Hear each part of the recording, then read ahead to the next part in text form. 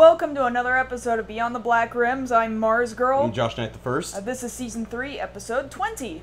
Or Episode 66 if you're counting. Oh, you weren't counting for like a split second there. You didn't follow me up very fast. Keep up the pace. I'm working on it. Working on it. It's not good enough. So we've only got a few more episodes left of this season, right? Another 4 after this one. Yeah. Sounds good to me, and man, I can't believe it's been a full 3 seasons just about. Well, see, it's the thing I'm realizing, which kind of ties into one of tonight's stories. When we end up going on break, that'll be right when Drive starts. It's always something, right? Yeah, we always miss something when we go on break. Happens every time. Before we get too far, I want to thank our Patreon contributors. Thank you very much to our patrons who continue to allow the show to keep going. I want to extend a special thanks to one of our newest Patreons, the TK Force, who's just contributed at the $30 level, which means that he's going to get a special request review of his own, and so you're going to see that a little bit in the future.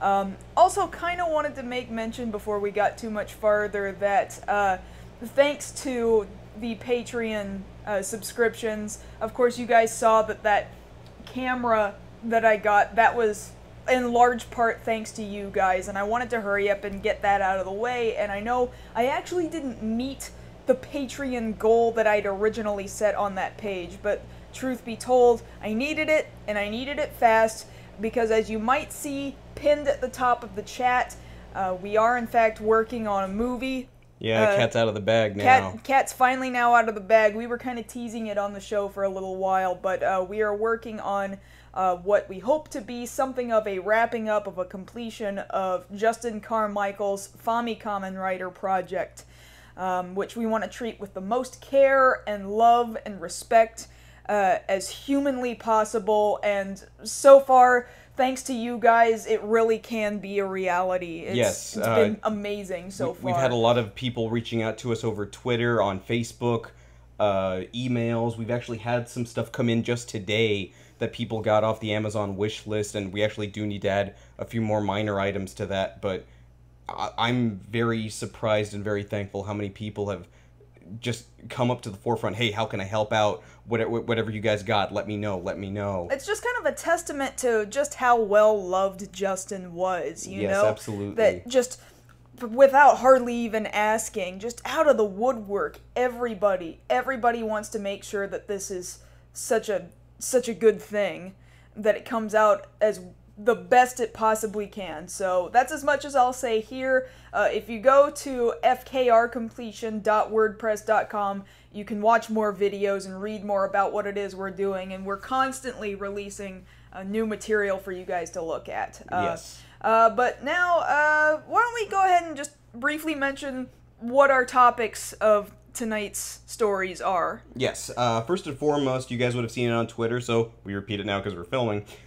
First and foremost, we're going to cover just recently Power Morphicon 2014 wrapped up. I wish I was there, but the news came to me anyway. Yeah. So we're going to be talking to you guys about a lot of what was uncovered, released to the fans, and certain plans that Saban has for the franchise in the future. Also, so Marvel vs. DC is already really heated. It was always heated as far as comics were concerned, and then moving into movie franchises, very heated sort of battle within the theaters, and now we learned that DC and Warner Brothers apparently have a quote-unquote no-jokes policy in order to separate them as far as possible from Marvel. We'll elaborate more on whether that's a good or a bad idea. It's not a good idea. A little bit later on. And then the last story, we've been talking about it at length for like the last 2 weeks. Finally, today was like Christmas for me. We got the press conference for the next installment of the Heisei series, Kamen Rider Drive, and we're going to give you guys the details on that. We're going to talk about the cast, the gimmicks, and everything that we got dropped on today. So, I'm really glad to be talking about those stories, but I'm sure we have other little stories. Well, yeah, just little stuff. So, satiate. Well, just talking about stuff that we were doing last week. At length, we were talking to you guys about whether or not we were going to go see Doctor Who's new season premiere in the theaters. Turns out we ended up not going to the theaters. We just kind of more or less determined, you know, if you want to watch something and you really want to watch it, yeah, there's sometimes where you want to be around people, but then there's sometimes when you don't want to have the screaming fan in your ear. That way you can hear the lines. I know what that's like. Yeah. So we did end up watching it, and then we're not going to review it or anything, just give you a brief, what we thought about it. It was interesting. Granted, you guys know I'm really not a huge Doctor Who fan to begin with, but I like Capaldi himself. The rest of that episode just sort of left me in the dust, and granted, I hadn't seen the last several seasons at all, only really one season and a few episodes of the next from Reboot on. So, I'm so lost and confused. I was just surprised that you actually liked him. Yeah, I like him. Yeah. But why do I like him? Because he seems like somebody who's not going to be a meme generator. That's why. I'm just glad the last two are over, and no one else will agree with me when I say that. Well, you've got a couple of people who agree with you. I guess. People have their tastes. I'm going to say I agree with you. I like him as a character. I just hope that Moffat finds the voice he's going to use for him quickly, because I don't want to end up not liking him because of the way he's written. Yeah, I get you. Totally get you. But, of course, that started. There's any number of ways you guys can watch that now. New episodes this Saturday on BBC and BBC America, so pretty sure you guys are going to catch up on that. But aside from that, we've got follow-up stories. Yeah, absolutely. So what do we have? Now, this one I know hit you pretty close to home, and I know a lot of people out there. Sadly, this past week, we had to say goodbye to Sir Richard Attenborough, who a lot of people would have known from the movie Jurassic Park, who played John Hammond. He unfortunately passed at the age of 90. So that's a pretty full life, though. I mean, I don't even know what he passed away from, if I'm to be honest. If it was just... Sounds like it was probably just natural. Yes, the man, of course, led a full life. He was a actor, director, and of course, this career of his spans many, many decades. But of course, wrapping up right there, some people would say his best known role is either as Hammond there in Jurassic Park, or as Santa Claus from the remake of Miracle on 34th Street. Mm-hmm. And of course, if you're like us, you kind of grew up watching either one of those movies. Right. Really, if I'm to be honest and fair, I don't know him from too much else. I just don't. I'm sorry. I wish I could say more, but Jurassic Park? Absolutely. I can quote Jurassic Park, almost 100% from memory. So, no, I've seen you do it. Yeah, I've done it. I've definitely done it. So that is very sad and disappointing, but at the same time, how can you be so sad...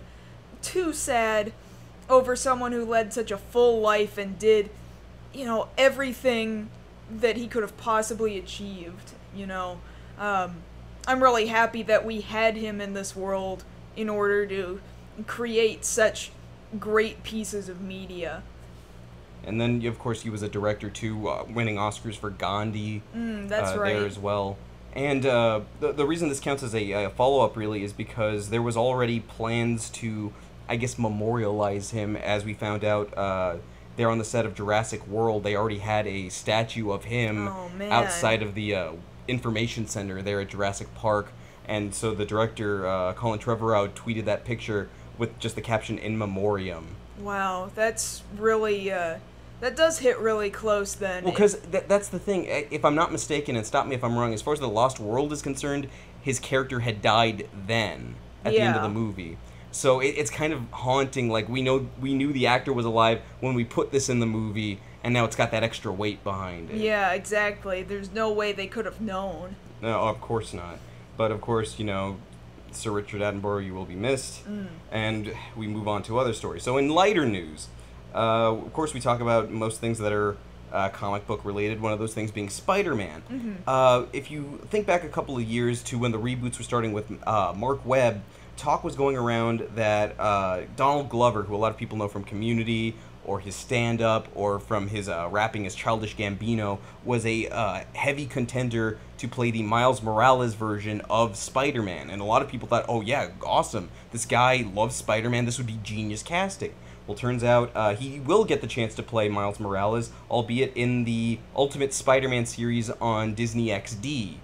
Now, all things considered, that's about as close as you can get. You know, if you can't play the character full on, then you voice them. It's kind of the way I think of it with Nathan Fillion. He didn't get to play Green Lantern, but he's the voice of Green Lantern, and that's the next closest thing. I fully respect voice actors and sometimes consider them to be the epitome of a character. And when you consider this to be the first time that Miles Morales will be in motion on screen, that really says something. That solidifies him as being this character for the time being. Well, yeah, because that's the thing. People will now liken his voice to that picture, to that character. The two will now go together from that point on, because he starts it, everybody else goes from there. Same thing with Mark Hamill as the Joker. Yeah, there were other Jokers, but for a lot of people, that's the first Joker voice you hear, that's the only Joker voice you hear, and so on down the road with all these characters. And from the one clip they've let out with him talking to Drake Bell's Spider-Man, he fits the role it fits him like a glove. Yeah. So you'll be able to see that this Sunday as it premieres, 9 a.m. Eastern over on Disney XD. For this new season of Ultimate Spider-Man. Don't have cable, but I'll probably find a way to watch it one way or the other. Next thing, just kind of wrapping up, you know, the massive success that Guardians has had, Guardians of the Galaxy. It's on track, according to the latest numbers, to be the top grossing movie in North America of the year. Getting close, anyway. Yes, and it's already made $500 million.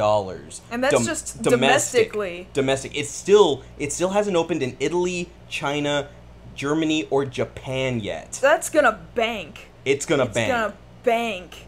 Like, we were talking about this ahead of time. Like, how's Groot gonna sound when he hits those countries? Because that's Vin Diesel's voice you're gonna hear. Yeah, because he recorded his line for every international release of the movie. Yes. That's really friggin' impressive, if you ask me. Like, you're gonna go there... I know it's just one sentence, but... Yeah, but that's gonna be an important sentence. Yeah. Like, you're gonna have people quoting it there at the crosswalk there in, what is it, Shibuya? Yeah. You know, people passing each other, Watashi wa Groot. And it'll be great. It'll catch on there. They're gonna probably... It'll be cute. They're gonna probably force out more dancing Groot toys faster than anybody else. Oh, probably. And they'll look better and scary accurate. You know, I actually, for as much as I usually don't like, what is that brand of that official Hot dancing... Toys? Hot Toys. As much as I usually don't like Hot Toys, that one's kind of cute. That dancing... Oh, no, you're talking about the smaller one, yeah, right? Yeah, the ones with the big heads. I forget what those are called. But they No, make them for because Hot everything. Toys are super accurate. Yeah, right? Hot Toys are the scary accurate like, toys. Foot-tall figures that I show you the picture of and you freak out. And then sometimes they freak me out. Yeah, because you think they're photos of real people and then they're not. Yeah, like, they've got the one coming out for Star-Lord, and it looks freaking amazing. But then when they have, like, not a comic book movie character, like, say, Mr. Bean, and he's there with his face on, and, like, he comes with an extra turkey to stuff on his head, like, no, that's scary. No, I don't need that. I don't need that in my collection case staring at me in the middle of the night. Like, it'll scare the cat. Oh, I don't know about that. Although she will probably knock it off the shelf because she just knocks things off of shelves. And then it'd be another misadventure for Mr. Bean. But that's more or less what we've got in the way of the follow-up stories. Okay. Well, in that case, I suppose we better move on to actual stories that we were pushing online earlier. First of which being talking about Power Morphicon. Tyrannosaurus! Who asked you? He was there. I know he was there. A lot of those actors were there, Josh. Well, it was important that he was there. Okay, tell me why it was important that he was there. Well, it was important that he was there because, as most people know, Power Morphicon was just recently, and we're getting all these awesome pictures and stories coming back about the convention, which has been going on for a couple of years now. And I've said it on Twitter, and I'll say it here on the show. The next Power Morphicon, it's kind of like Star Wars Celebration. They only have it every so often with years in between. The next one will be 2016, and if I have to blow up every monster I see in my way, I will get there for the first time since, it's been around for like 8 years or something like that? Something to that effect, but it only happens every so often, but you're lucky because it's actually always in where, Anaheim, or yeah, right around there in California. Whereas the Star Wars Celebration has this tendency to like move around the friggin' world. Yeah. And so we're really fortunate that this next year the Star Wars Celebration is gonna happen in Anaheim, in a place that I can actually get to relatively simply, and it's happening during a Star Wars movie year. That's amazing. Which is the same thing that's gonna happen for Power Morphicon in 2016. That will be the same year that the reboot movie comes out. And we're going to get into it right now. Saban showed up here with new information, but let's try and go in order here. So we bring up, of course, me quoting Austin St. John, the original Red Ranger over here, Jason. Well, he was there at Power Morphicon alongside Yuta Mochizuki, Tyranno Ranger Geki from Zoo Ranger, and the two of them side by side. It's like, you never thought you would be able to see that in your lifetime if you're a fan of both Power Rangers and Super Sentai. It starts to make you think that, wow, could Saban actually be, like, heaven forbid, acknowledging the existence of Super Sentai? Well, a little bit more than you think nowadays. Now, admittedly, Saban isn't the one who puts on the convention. These are fans that do it, but Saban, of course, has their hands in it. Oh yeah, but other Power Rangers cons, I think, really can't happen without permission from Saban. I think this is in similar vein to Star Trek, where yes, fans organize it, but in order to organize it, they have to get permission from Roddenberry. Yeah.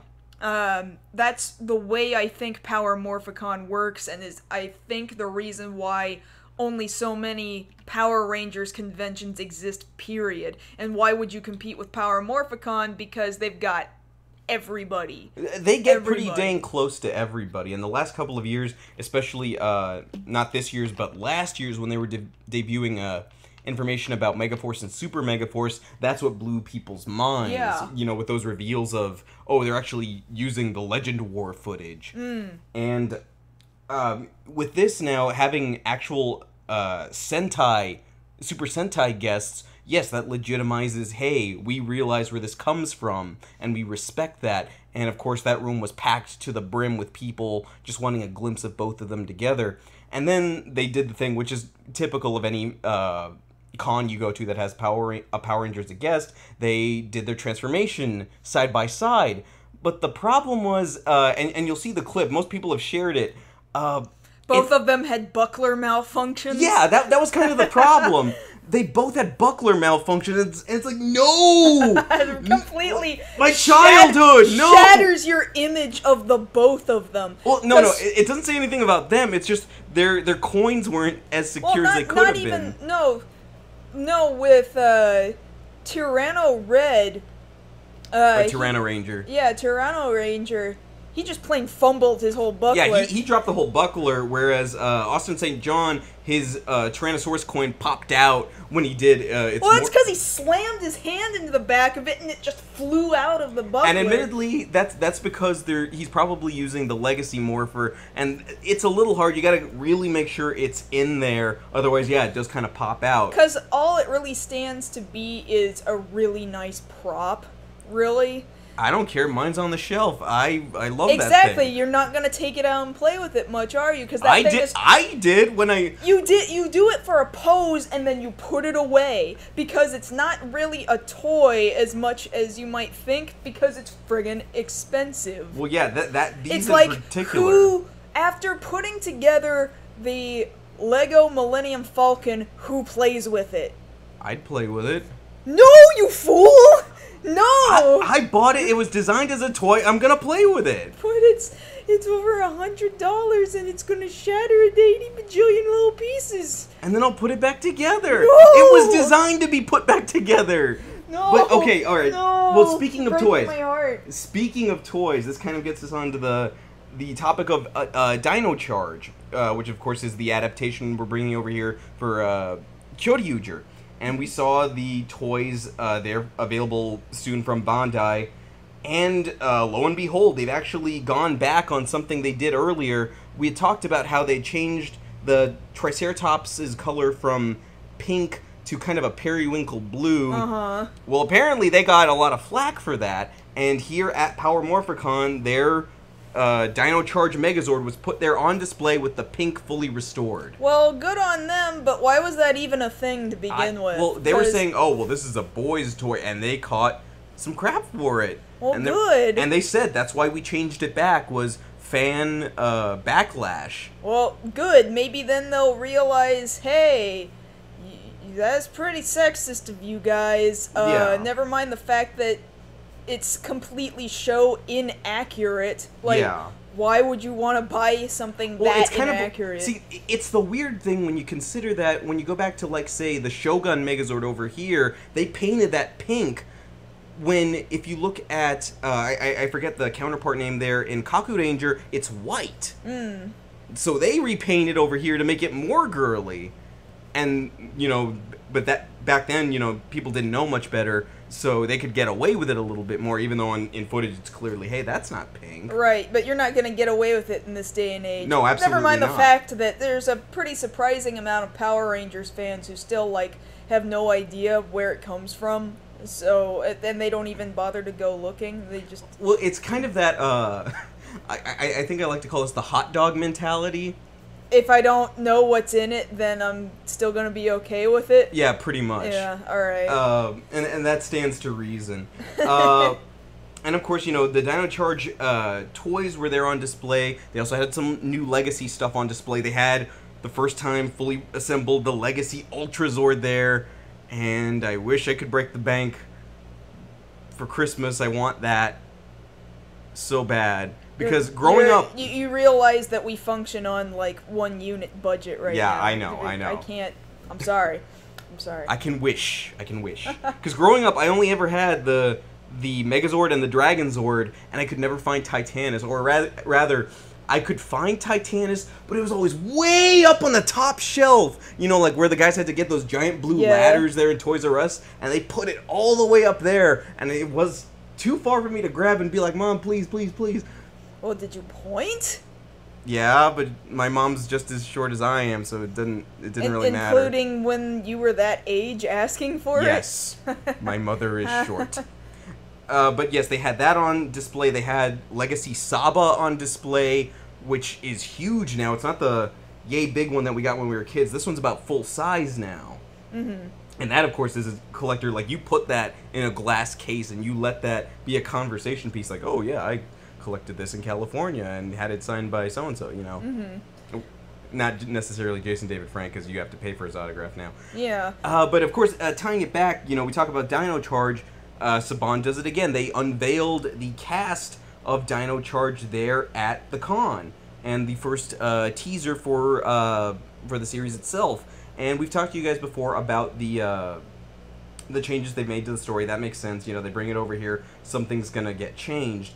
Well, the interesting thing to see, and really the most not so much surprising, but oh, I didn't see that coming, but good for you, is that we've come to find that the cast for this has actually included, for the first time, a African-American female ranger, Pink Ranger. Yeah, Pink Ranger specifically, for the first time in because Yellow Power has Rangers. been African-American before.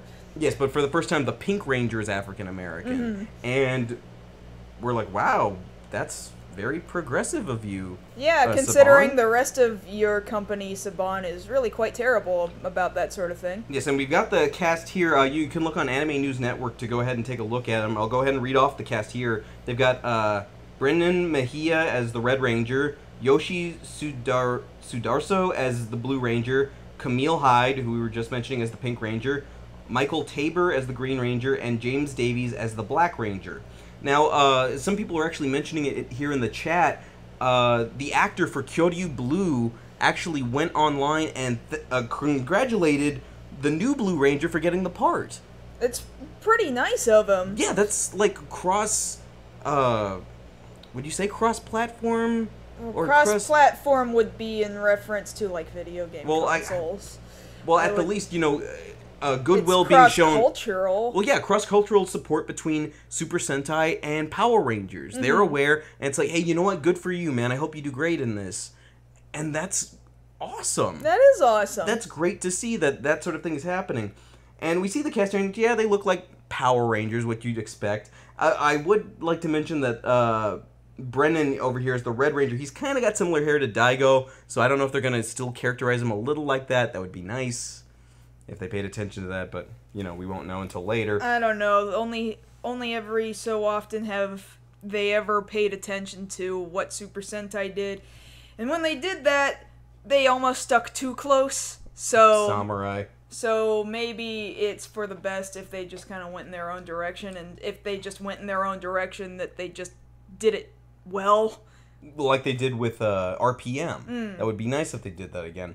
But then to wrap up this part of the story, they were also, Saban was reached for comment as to what they thought about the current airing Sentai, Rasha Sentai Tokyuger, which is, of course, the train-based Sentai airing right now. And they said, well, we're kind of leaning, and this is, of course, paraphrasing, we're kind of leaning towards no, because trains aren't a big thing over here, but in the end, it's really going to matter what the final numbers say. And then that'll make our decision. I don't like the sound of that.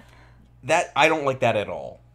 Because, you know, Saban, you know, you remember these quotes that were said back when they were talking about the reboot. You know, I want you to make sure you're not messing with my franchise that I care about. But he doesn't know his own franchise, though. That's the thing. Yeah. That and how cheap can Saban be when, take the last couple of Power Morphicons where clearly they don't go into their own archives to get their own footage out of their own archives to show at Power Morphicon or other such places. No, they go to the internet and they grab fan subs. No, that was for the Toy Fair when they were displaying the Super Mega Force toys. And you're telling you're telling me that wasn't Saban who selected that footage.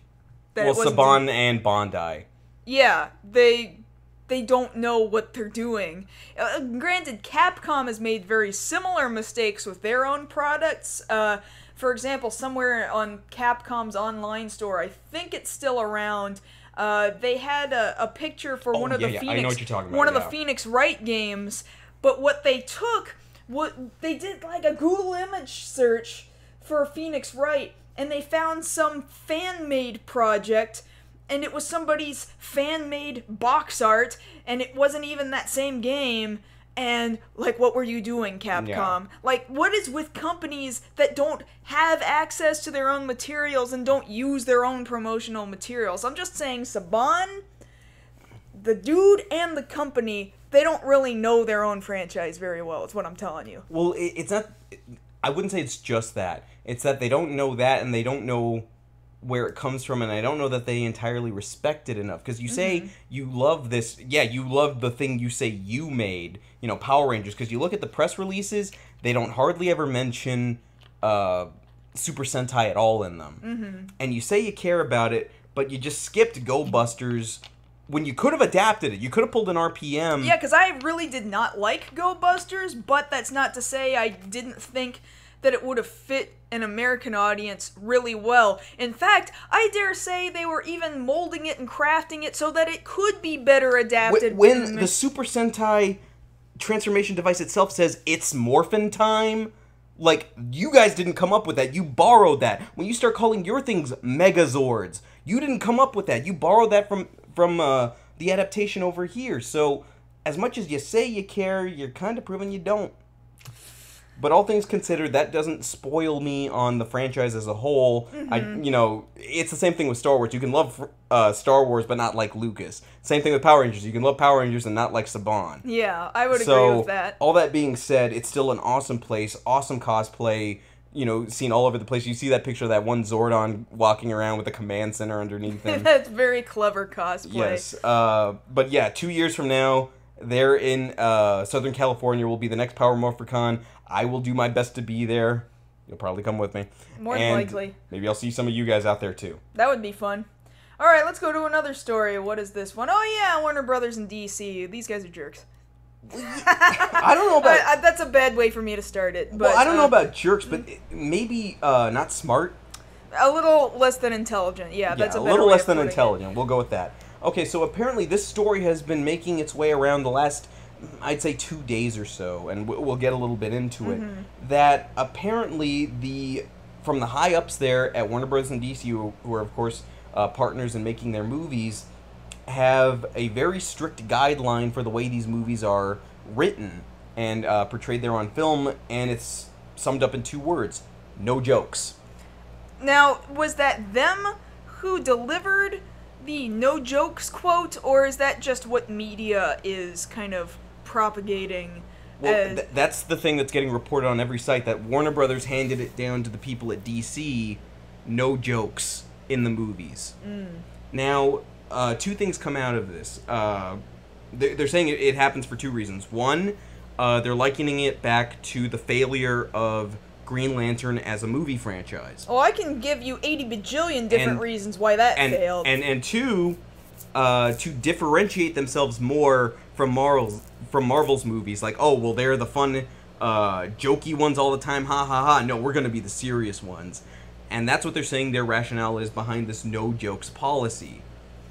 Now, are they saying, like, no jokes, like, no jokes? Because movies need, comic relief from you need to relieve that tension sometimes with a joke. Now, let's think about this for a second. You know, we're going into not quite Justice League. We had Man of Steel. We had the Nolan movies. And just think about it. With the exception of, say, the Joker, how much stuff did you laugh at within the last couple of years at a DC movie? With the exception of Green Lantern, because that's this whole other case. I didn't even laugh at that. I almost cried. Green Lantern. Okay, well, see, here's the thing. They tried it with Green Lantern, and you get the feeling like, oh, well, Marvel was able to get away with it. We need to have a light, funny guy. Let's have Ryan Reynolds do it. Yeah, he'll bring comedy to Green Lantern, but it's like, well, Green Lantern's not really the funny one. It's kind of more the Flash. You got that wrong. Well, that was just, again, one of many things wrong with that film. And it wasn't just because you cast a National Lampoon character as your hero. Right. It was also, like, I would have gone in a different direction as far as, like, light-up muscle suit is concerned. Galactus was kind of a problem. Oh, Parallax. Parallax, excuse me. Well, Parallax, he was also a big old cloud. He was just a big old cloud of nothing. Just like Galactus was, you're right. And any other number of storytelling not so great things about that movie. There were just a lot of things that fell flat about it, and if they think it was because they were trying to make Green Lantern funny, they are dead wrong. They just made a bad movie. Trying to make Hal Jordan funny. Yeah. Like, Hal Jordan can have some snark to him. Like, we saw that in Justice League War. Oh, They were able to give him snark, and that's fine. But even Justice League War did a better job of doing it than Ryan Reynolds did. Because like, we're all in agreement that was miscast. Oh, yeah. He was bar none. Incredibly miscast. Yeah, they should have just placed him as Deadpool the whole time. And now, maybe this is a further reason why we will never get Deadpool. Well, Deadpool's Marvel. Well, okay. He'll never get Deadpool, though, because Green Lantern flopped. Well, that kind of goes over that whole thing of why supposedly they wouldn't let The Rock play Shazam, is because, like, well, Hercules kind of flopped, so maybe we'll let you have Black Adam, but we don't want to let you have the reins of this one. It's kind of, it might be that same rationale there, like, we would give you Deadpool back, but you kind of bombed Green Lantern. Like, it's weird when you blame the actor for that. Mm-hmm. When really, we can't entirely blame Ryan Reynolds for Green Lantern, because really who we should be blaming is the writers and the casting department for thinking it was a good idea. Yeah, that's what I'm saying. Because, he's a fine actor in certain roles. That wasn't one of them. Yeah, sure. I mean, I don't necessarily like Ryan Reynolds. It's kind of that same thing, like, you know how you say when people liken what's wrong with them to the last thing they ate, and they blame that? Yeah. That's kind of what I see DC doing there, if it's... causation and correlation. Causation and correlation, exactly. Saying, oh, well, we tried to make that funny. Funny didn't work. No more funny. Like, that sounds stupid. Or they're just so, like, man, Marvel is such our rival that we don't want to do anything even remotely close to what they're doing. Never mind the fact that Marvel manages to put good writing as a whole and character development and plot development into their movies along with being good comic relief. Well, because you think about it, like, don't get me wrong, some people I've heard actually complain recently that, you know, I like Marvel movies, but they're all jokes. They're all funny, and I think that's what they're trying to go off there over at Warner Brothers and DC, that, oh, well, if they're the funny ones, we'll be the not funny ones. We'll be, if they're red, we're blue. You know, if they're black, we're white. Yeah. You know, just polar opposites. But like you say, it all goes back to the writing. If the writing supports it, then yeah, you can tell a joke. And then they think, okay, well, going back to that causation and correlation thing, well, if the Dark Knight trilogy made money, obviously those were dark, let's make everything dark. Let's make everything serious. Oh yeah, because, you know, every single DC comic has all been dark and gritty and sad and angry, and nobody is happy in any single one of those DC... This is bull. Yeah. This is crap. Like, who's in charge over there that's making these decisions? Warner Brothers. I'm gonna say it's Warner Brothers and not necessarily DC. Well, then you could have because people... Warner Brothers has made a lot of really bad decisions, especially as far as, like, ha ha ha, we're holding rights to these things over here, now nobody gets to have it. Like, they're just cruel and mean and unfeeling, and I don't think they know what funny is. Well, it's not I mean, Green Lantern proved that they don't know what funny is. Well, it's not even know what funny is. They didn't know what kind of movie they needed to make. Mm-hmm. They knew what kind of movie they wanted to make, but they didn't know what kind of movie they needed to make. That's true. Which is why, again, we go back to Marvel and starting it all off with Iron Man. That was the first movie that Marvel Studios put out. They knew what kind of movie they needed to make to launch this thing off, and they took gambles, they took risks, and they all paid off. They knew what they were doing. DC... You think DC's been keeping safe, then? Well, that's the thing. They think they're keeping safe. But they're just taking steps backwards, is what pretty much, or not moving forward at all. Mm-hmm. Because, like, because think about this rationally. Going into not quite Justice League, if there's not one joke in that whole movie about, hey, we're both two guys wearing tights, fighting each other, isn't there something a little ridiculous about this? Like, it never crosses either one of their minds because they're both too, I'm dark and brooding. No, I'm dark and brooding. Well, like, didn't you ever see that one parody video on YouTube that's them dark and brooding at one another, and then they start, like, getting all close and personal to each other, and that one. Close to making out? Like, maybe that's the direction they want to take this movie in. I don't know. Maybe it's a dark, passionate romance. Broke Bat Mountain. Hashtag Broke Bat Mountain. I credit that to Twitter. Twitter told me that one. Oh, okay. So it is a hashtag, is what you're telling me. It was at some point, yes. Okay. I bet that was one of those at midnight things. No, actually, I think it had been used even back when Heath Ledger was in it. Oh, wow. Okay. Heath Ledger broke back. Oh, yeah. I get you. Yeah, you get jokes. I understand. So, if that's what they want to do, they're free to do that. They just have to realize they can't complain when it doesn't work. Yeah. I don't know. I feel like, admittedly, even in pieces of animated media, they all don't necessarily care that they're all a bunch of people in tights either. I don't know. I feel like maybe that is the direction that DC's trying to go in, but even so, even in the pieces of media... Shoot, what did you just rent from Redbox the other day? Oh, that Justice League Adventure one? Yeah, where they're throwing around Baby Clark. Yeah, that was the Justice League Adventure one. Where they're football hiking around Baby Clark. Yeah. That was kind of funny. Well, yeah, that was funny because, you know... No, I can't take it seriously when you're throwing around Baby Clark. In the past. In the past, between Solomon Grundy and Cyborg. No, that's funny. I thought you said that it was, Bizarro. Well, he was there too. Oh, okay, whatever. He showed up. Yeah, he was there too. Yeah, that's the one, Trapped in Time. Which is funny enough on its own, and, you know, you guys can ask me about that later.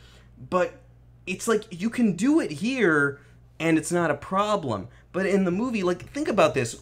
If all these members of the Justice League show up there in Not Quite Justice League, and all of them are the same note, I'm serious. I'm serious. I'm serious. I'm serious. I'm serious.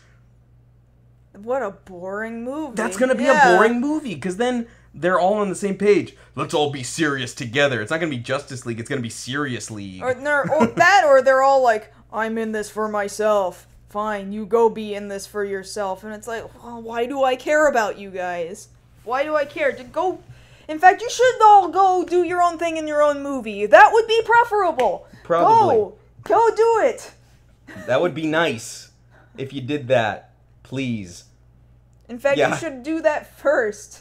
Yeah, go be super serial in your own individual movies, and then come back together once you've gotten it all worked out. But they're not going to do that. No, they're not going to do that. They're not doing that. Oh. So whether or not this is actually true, there's enough evidence to say that it is. Mm-hmm. And I'm willing to believe this story because, I mean... Because they're proving themselves left and right that that's all that they are. That's all that they amount to. It's kind of that thing, if it looks like a duck, walks like a duck, talks like a duck, it's probably a duck, so... Poops like a duck.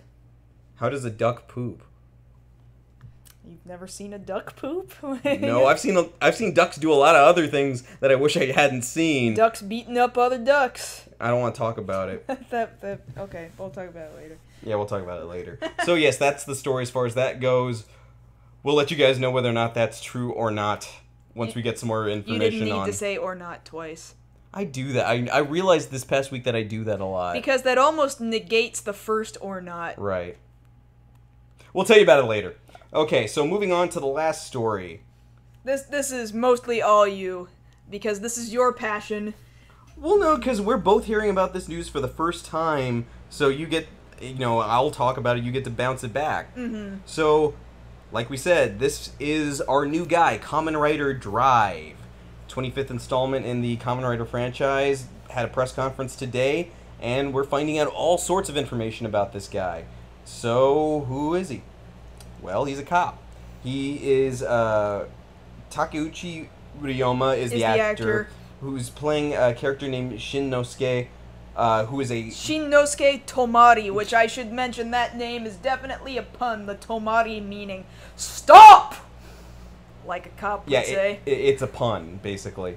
Shinnosuke used to be a passionate, elite cop until an incident occurred and a fellow detective of his was left incapacitated. He lost all of his motivation as a cop, but because of this he was assigned to a special unit where he found the Drive Driver, his transformation device. Stupid name.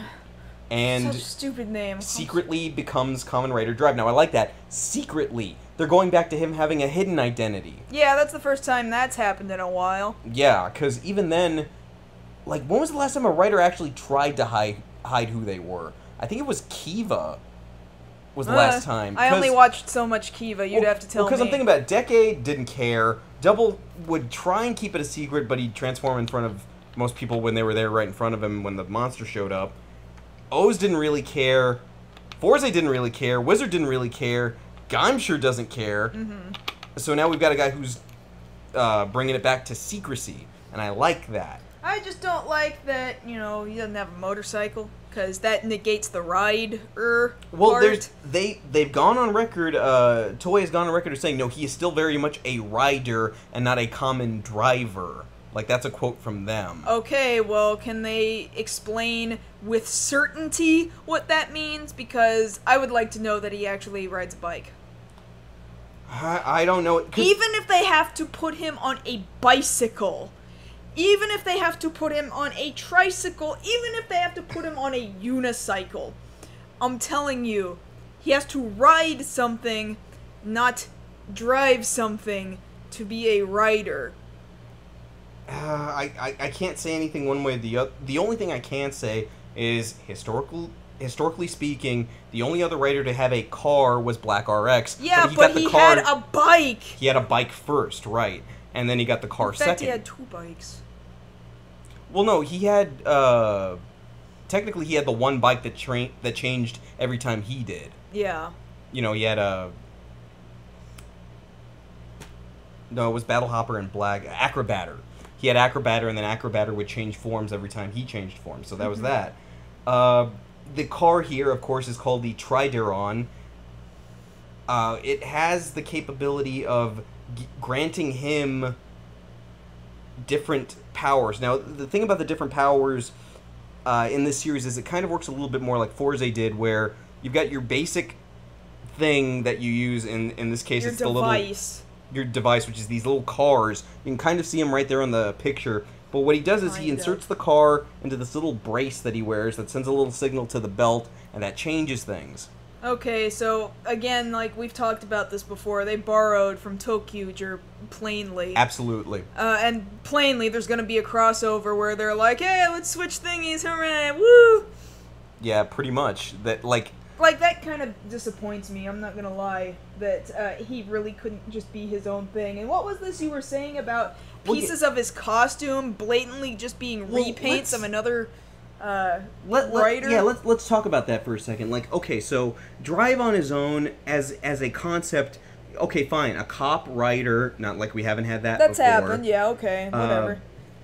Since Excel back there in Double, that's happened before, but when certain things on the costume or about the character obviously look like you took them from somewhere else, if you're gonna do that, at least try to make it look like you were trying to cover it up. And don't just blatantly have it there. Like, of course, inserting a little car thing into a wrist device, Tokyuger, right. But if you look at the arm guards that he's got right here on his hands, and the shin guards that he's got right there above his shoes or boots, you can plainly see those are borrowed directly from Gaim. Those are the same designs for the leg guards and for the hand guards. And I'm like, okay, I get how you guys borrow designs within a series. Like, if a later writer in Gaim, for example, has similar things like that, so that's it matches fine. Similar theme to the tone and, of that and series. The look of that particular series. But when we're going from one season that's one concept to another season that has a completely different concept, and we're clearly seeing, no, I borrowed parts, like, that just comes across as lazy. Yeah, I agree. And I don't get why they would do that. I mean, yeah, it's a cool enough design, but you already used it. Let's do something else now.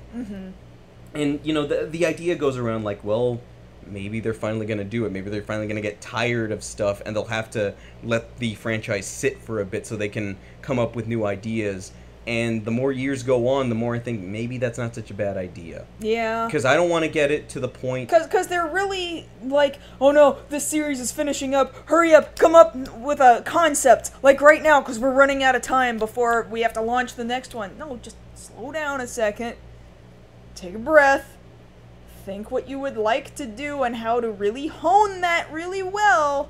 And originally, then put out your product. Well, because, like... You think about it, we had that worry about Gaim, of course.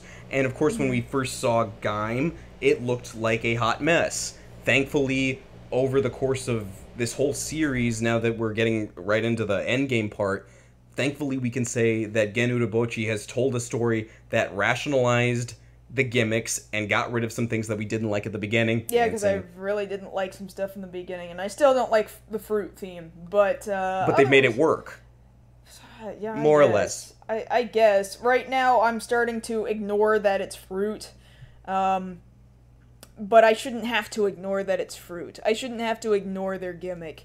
Like, their gimmick should be one with the reason why they're doing things, unless they're like, the whole goal is for the golden fruit, and so this whole thing is about the fruit, and, like, I still kind of don't buy it, though.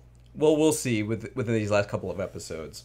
But, that's the theme there. That was for Gaim. Over here, what they're talking about is a theme that's more of a police procedural.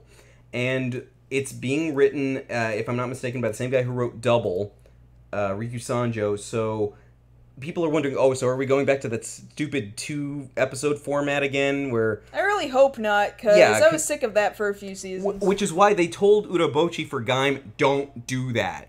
Whatever you do, don't do that. Do your own thing. And I think that's worked out pretty well for Gaim. Yeah. Whereas here, where it's a police procedural, that's going to make me think back to Double, where it was a detective procedural, and those are kind of close in tone, wouldn't you say? Well, yeah, but perhaps it'll be more like, I know this is a stretch, considering America and Japan are two wildly different places, even though things get borrowed all the time.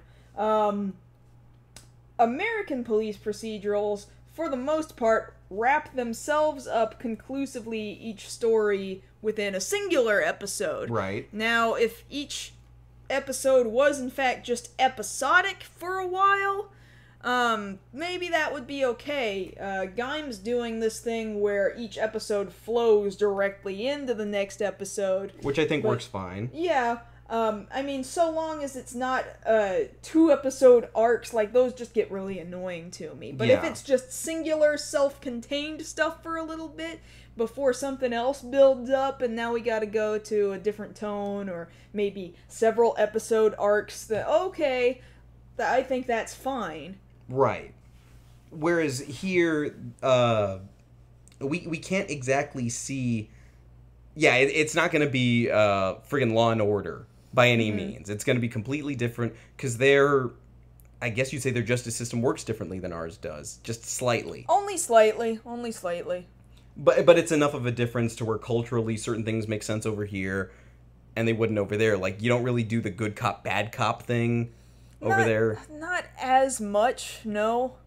What would really kind of suck for him, I wonder, is if he would get delegated to whatever this terrible incident is that he goes through. I'm assuming you see part of it in episode 1, and then he gets set back.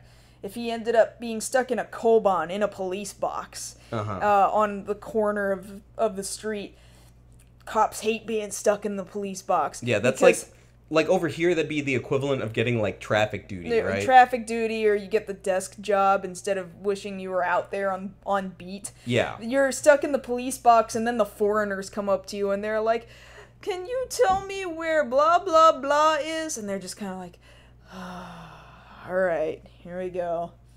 Right, so we'll have to see those differences as the series goes on. Now, we gotta, of course, talk about the evil organization here. We have a new evil organization. These monsters, or this group, is called the Roimyudo. They have several face characters here in this series. They basically are kind of like the Greed in that they insert things into humans and turn them into monsters. So that's not bad. We've seen that trope before.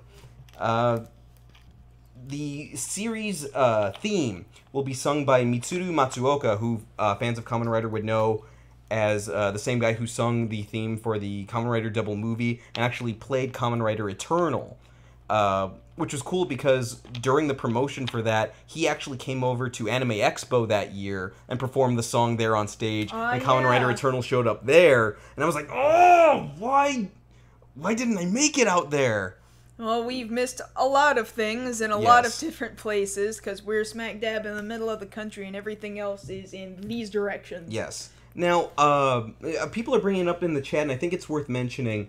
We had this thing going on between Double, O's, and Forze, and they kind of... I think they pretty much dropped it in Wizard, and I haven't seen any of it in Gaim. That whole...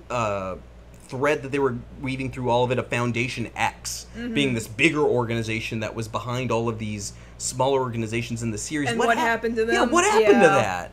Like, okay, I get it, Urabochi, you forgot about it. Riku Sanjo, come on, you were writing for some of that stuff. Let's bring it back. That would be nice. It'd be nice to have this larger, overarching thing that ties everything together again. I sooner see that happening in a movie as of late than in a TV series, I think. Personally. Yeah. Now, me and my not really knowing too much about what I'm talking about. That's what I think. Now, the thing about it that we're seeing here is that apparently there's going to be a secondary writer who might actually be one of the bad guys, and he's going to be the one who gets the motorcycle.